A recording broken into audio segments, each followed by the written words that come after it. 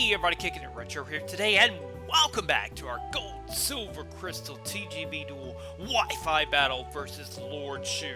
Starting out newer to the competitive scene, I wasn't sure what to expect, so I took a little bit of a different change of pace to this battle with a surprising twist and the tunes to match the vibe. Let's not waste any more time, let's jump into it and see how it went down. Sorry for a 63-hour week, but I promise you I'm about to make up for it here and now. Let's kick it retro! My opponent's leading off with an Umbreon and I'm leading off with Electro to start this battle with a bang. As always, if you enjoy the music that we're kicking in today's show, drop a comment down below and let me know. Let me know if you like the music, let me know if you know the music. Huge shoutouts to Angel of the Night 091 for making partner. Let's go! I've got a really cool call out to you later on in the battle. Anyways, I go ahead and go into Butterfree and go for a substitute, thinking that this Exeggutor would want to just put me to sleep, but it's more interested in doing damage to me. Fair point to point. I'm going to go ahead and go for Hidden Power Bug, and I want you to pay very close attention, guys, to that damage range right there, right at the halfway mark. I am only at 140 after Leftovers Recovery, however, this is very crucial, as you're going to see on the very next turn. This Leftovers Recovery that he gains on this turn puts him in range, as you're going to see. Remember, Hidden Power Bug actually did quite a bit of damage. It's this turn right here going for a second Sleep Powder, misclicking, not going for the Hidden Power Bug that I really should have. Besides, come on, Butterfree's doing nothing but bugging Exeggutor. As you will see there, it takes him down very low, all the way to the red zone. Shout out to you, Corey. Love you, man. Anyways, Leftovers Recovery, 200 HP, and we take it out with Hidden Power Bug. Exeggutor is killed by a Butterfree. Butterfree gets a kill. Now, that's what I'm talking about. Only cooler thing is if it was going to be pink. He goes ahead and goes into this Dragonite. Now, I'm thinking, okay, Dragonite has really cool moves. Has a lot of coverage. Dynamic Punch, Surf, Ice Beam. Doesn't usually use Outrage or anything like that, especially in normal Gold Silver Crystal, but we'll get to that later. Thunder Wave is going to paralyze my Butterfree as the Thunder brings me to the brink of death as I do get fully paralyzed. That is very unfortunate here. I'm trying to see what I'd like to go into. However, I really don't have options here. I wanted to try to get some Sleep Powder Nightmare going. He could have just swapped out of it, but, you know, it would have been fun. I'm going to go out into now Sudowoodo. This is a call out to all of the GameCube fans in the chat. You guys know this music, you know what it sounds like, and you may have forgotten, but Mirror B also had another ace up his sleeve, and it is indeed Sudowoodo, his actual first ace, his first Shadow Pokemon before you actually fight with the Ludicolo, against the Ludicolo. That defense curl allows us to live a damage threshold that you're going to see in just one turn as we go ahead and get through the confusion. Our fake tree is not fake today. He gets through there, gets a rollout off, takes an Ice Beam, goes down to 32 HP, and this rollout clean out knocks the Dragonite out. And ladies and gentlemen, the false tree has gotten a KO. That is a beautiful thing.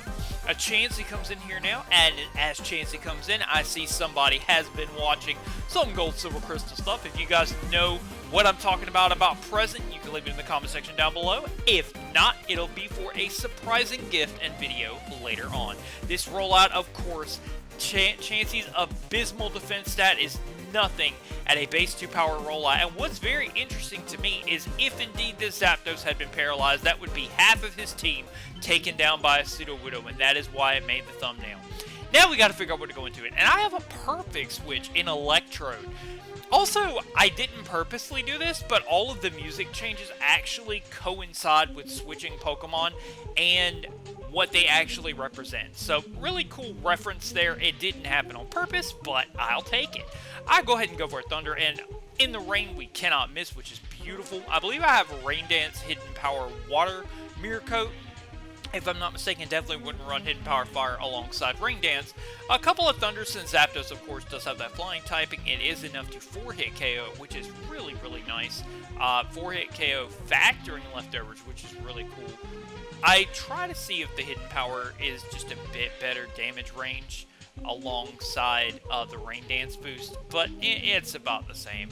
And Hidden Power has more power points anyway. Now, what's really neat in this particular with Zapdos that you're going to actually see is, well, if you think about it, Since it's running Sleep Talk, you have a lot lower chance while it's asleep for it to pick the move it actually needs. And that's going to come in crucial here in just a moment. Mirror Coat was actually not really a good play at all. Mirror Coat, if a special move or hidden power or something like that is called by Sleep Talk, then I believe Mirror Coat doesn't actually relevate. But it's fine. I go out with a bang myself as he crits me with a Thunder, and now I'm going to bring in Houndoom just in time for the rain to go down. By the way, the music that this is from is such an underrated gem of a game. Once again, a GameCube classic. Anyways, we're going to go in here with the Flamethrower. The Flamethrower doesn't do a whole lot of damage. Luckily, the rain is down, so that worked out really, really well. But we got enough use out of it as the Zapdos gets put to sleep. Now, this is shoutouts to my Crocodile crew from the past. As Vec, we get that special defense drop. God, the matches with Maverick Hunter Vile. I will leave that down below in the description for those people that may actually know what I'm talking about. But if not, you can check it out down below in the description. Speaking of people you should check out, Angel of the Night 091, my boy just made YouTube partner. He doesn't have the full 4K mark yet, but he does have YouTube partner and got accepted to the partnership program. So, shouts to you, bud. Check him down below in the description. He's doing an amazing playthrough of Pokemon Scarlet right now, and you should definitely check that out. Zapdos, after a couple of special defense drops, cannot live flamethrowers for days, and my opponent has 2 Pokemon left. But you guys see how long the battle is, so my friends, do not count him out. Let's go over our remaining Pokemon here. Houndoom and Kingler. And, of course, I do have Hitmonlee in the pack. And I know what you guys are going to say. You're going to say, Retro, you have Hitmonlee. Why are you scared of an Umbreon? Well, you see, Hitmonlee can only do significant damage to Umbreon if a criteria is met. That particular criteria being, I need to take a lot of damage. And that is the same with Houndoom. Unfortunately, because Umbreon has Toxic, the damage that it's going to deal over time is going to rack up, and it's going to make it a bit harder to invest in reversal black belts. I'd have to have a couple of meditates off and just a little bit of damage taken off of Hitmonlee in order to safely get Umbreon in. And let's keep in mind, I have no idea what my opponent's last Pokemon is, and it could be very, very dangerous. Houndoom gets some ninja skills and avoids the Toxic. That is so beautiful. As I go back out to Kingler, predicting another Toxic, and this poison is really starting to rack up. While Return is not the most optimal move on an Umbreon in this particular circumstance of the Toxic residual stack, it is making things very, very difficult for me.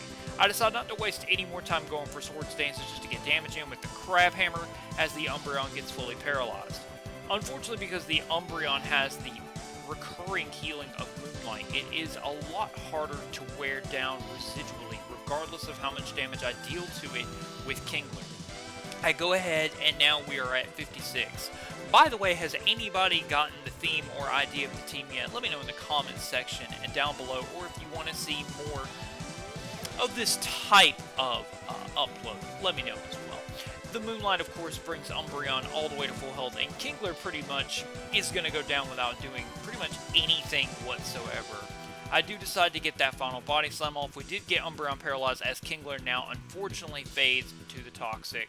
I know Kingler is one of your favorites, Angel, so in comes Houndoom again, and we are going back to the basic strategy of crunch and special defense drops, and we don't get it. So Moonlight, once again, after all of that work that we've done with Kingler and the rest of our team, this Umbreon is no more close to being destroyed than it started. We do get the full paralysis on the Umbreon as we finally go for a third crunch. We get a crit and a special defense drop. That is so beautiful, but let's keep in mind, let's just start calculating and thinking what the last Pokemon could be. I'm thinking it's Snorlax. It's his final Pokemon, and I have a Houndoom and a Hitmonlee. You might say, well, you've got this in the bag, but see, not really, because I have reversal on Hitmonlee, so I would have to boost up and hope I don't get paralyzed, because then Snorlax is going to outspeed, and then probably 2 Body Slams because I'm very frail, and Houndoom can't do a lot to Snorlax. So if it is Snorlax, it is game over, GG no re, and I am very much hoping that it's not Snorlax. Let's not think for any moment that just because he had a Chansey that Snorlax is not the final Pokemon. when you really don't have anything else, then Snorlax is the best Pokemon. But Houndoom's like, I got you, Retro. We get a crit right here and full paralysis after that special defense drop. And we get damage on Hitmonlee, bringing it in the range where I can set up with Meditate, which is beautiful to set up my reversal as well. So now even if he Moonlights right now, if I Meditate, I knock it out on the next turn when he Moonlights. So that works out phenomenally for me.